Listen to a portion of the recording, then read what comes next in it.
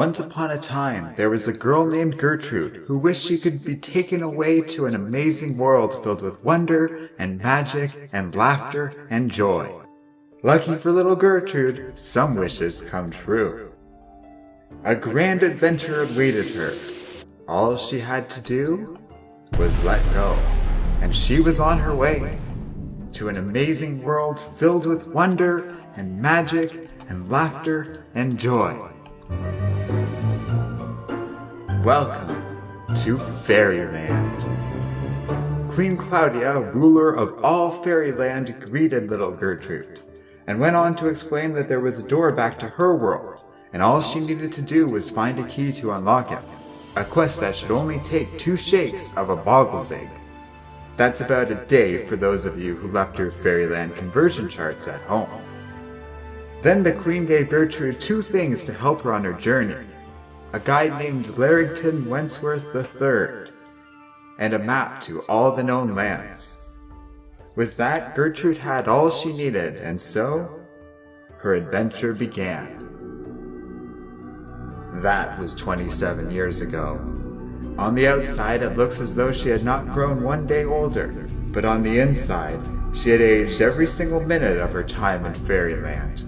The sweet young girl who was once filled with joy and hope was taken over by the hateful, miserable, disgusting, revolted, wretched, horrendous, putrid What?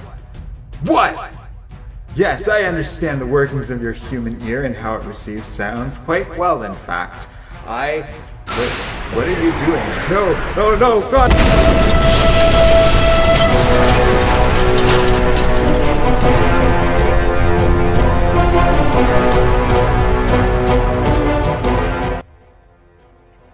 Hello and welcome to Comic Island. My name is Arden, and today we're reviewing I Hate Fairyland Volume 1.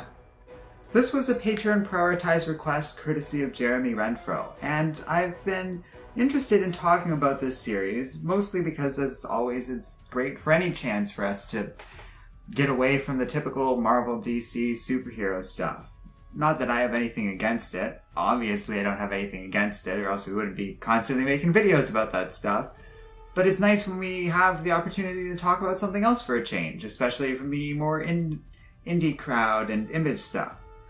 Skottie Young is an interesting artist. He's done a lot of work for Marvel, including the Avengers vs. X-Men tie-in for Secret Wars, as well as the Rocket Raccoon solo series. Like in the Rocket Raccoon series, he serves as artist and writer, and Jean-Francois Beaulieu, I believe is how you pronounce his name, is the colorist for I Hate Fairyland. Beaulieu's an awesome colorist, and his work really shines in here. Skottie Young just belts out panel after panel of crazy designs for all these different little realms and lands within Fairyland itself, and it's a wonderful visual story. I also just love the gore. Gertrude decimates everything in her path with a wide array of weapons and techniques in terms of how she goes about killing everything. And it's a sight to behold. If you're a fan of the over-the-top sort of violence that you might see in the stuff like Itchy and Scratchy, or Super Jail, or that sort of comedy, then I Hate Fairyland has that in spades. That's my favorite aspect of this comic, in fact, is just the unrepented gore and creative design of everything. There's plenty of cultural references. A Care Bear shows up at one point. I thought that was really funny. On the other hand, this isn't exactly my favorite series, and the reason for that really lies in how Skottie Young tends to write this stuff and go about these things. I knew this was going to be a problem from that Avengers vs. X-Men tie-in in Secret Wars, which honestly I hated. I hated that thing, didn't like a single page of it, every single joke fell flat to me and just felt super obvious and really lame and pedestrian. It felt like something that was made for kids, and that's fine. I figured that's what it was there for, and it just wasn't for me. Putting all that aside and moving on to this series, I tried to approach it with an open mind, yet it's the same thing. Page after page of these unrelenting gags. So for example, there's one panel where Gertrude is all pissed because her little buddy Larry is messing up her cool walking away from an explosion in the background scene that she has going on. That's fine, but that's a joke that SNL made like 10 years ago. So it's not very original, and honestly, that really sours me on a lot of it. And there's plenty of other examples. It's hard to remember gags that didn't land. One that really did land is Gertrude's just lying there for a while to the extent that she grows this really long redneck beard or something like that. And then when she's having this conversation with this person when she wakes up, Larry just starts shaving her. I thought that was funny. But that's like the only gag I thought that was really funny. So that and the ultraviolence kind of carried me through this series, but it really wasn't my cup of tea in terms of humor. Now obviously, humor is subjective. What some people find funny, I might not, and what I might find hilarious, others might not. So I really can't tell you if you're going to enjoy this. I can give you comparisons, yet the comparisons I've given are stuff that I like and would recommend. Super Jail is a good example of that. That was a cartoon on Adult Swim with crazy over-the-top violence that honestly is just a better version of this that was an animated cartoon. So it's a little disappointing, to be honest. But that being said, just as I was getting tired of this series, it started to do some interesting stuff. So Volume 1 consists of 5 issues, and the first 3 basically follow the same formula. Gertrude runs into some sort of obstacle, she kills everything, jokes are made, and then we move on. That's pretty much it.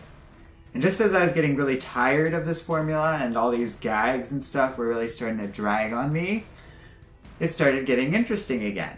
And Gertrude runs into this villain and has a very fun encounter with him, then ultimately confronts the Queen of Fairyland with an ending that promises something different. So that's good. It means that it's not repetitive and there's interesting stuff going on here, even if I was getting a little tired of it. Volume 1, in the end, I don't necessarily recommend, but Jeremy's already asked me to look at Volume 2, and I'm kind of looking forward to that, because like I said, this formula is changing, and I can kind of look at it at a different angle and see if maybe it improves, or if this new direction that they're going to take following the end of the first volume is enough to shake up the formula to make it interesting for me. We'll see if that happens, but stay tuned for that because I'll make another review along these lines. For now, no, I don't necessarily recommend it, but again, like I said, humor is subjective. If you found some of the stuff that I've talked about funny, or some of the ideas of this series funny, then you should definitely check it out for yourself because you might find it hilarious, and there's nothing wrong with that, obviously.